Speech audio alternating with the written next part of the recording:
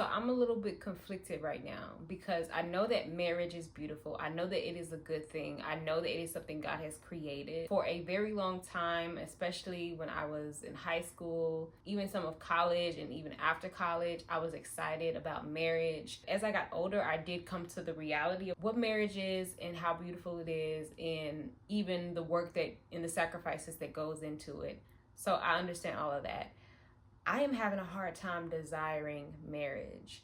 Like when you get to a place with God and you get to a place, even just with yourself and with the experiences that you've had, and you realize like marriage is beautiful, but also being single and not being in the midst of chaos is also beautiful. I think it's a different story, especially when you're in the process of healing from trauma, childhood trauma.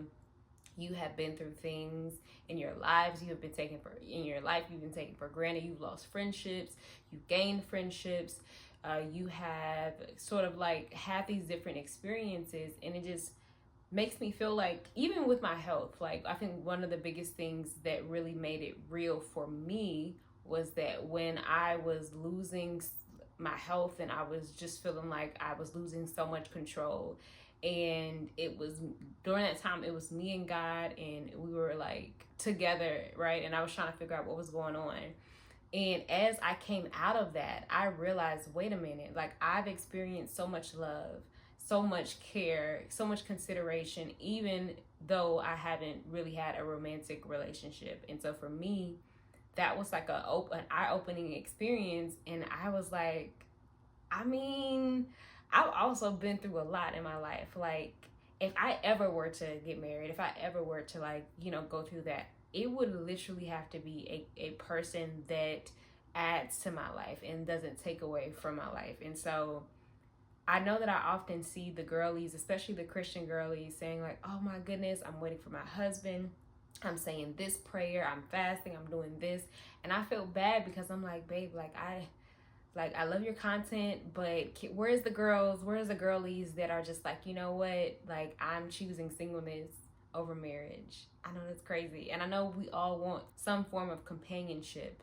I also think that there are times when we allow our own, I don't even want to say idolatry, because I feel like Christian girlies and guys have been beaten on the head so many times with that word, idolatry of marriage. Not trying to do that. I'm not coming from that standpoint. I'm coming from the standpoint that you can enjoy God so much, you can be locked in with God so much that it would be difficult to pull you away from that intimacy and have to share, with your earthly spouse. That's all that I'm saying. And yeah, I think that it's also made me more confident, especially when I go out into like co-ed spaces and I'm interacting with the girlies and we're having conversations and we're talking and like guys are there, and I no longer feel this like desire to just kind of like, primp a little bit, or, like I still look good. I still take care of myself. I still want to make sure that I'm taking care of my body and all those things like that.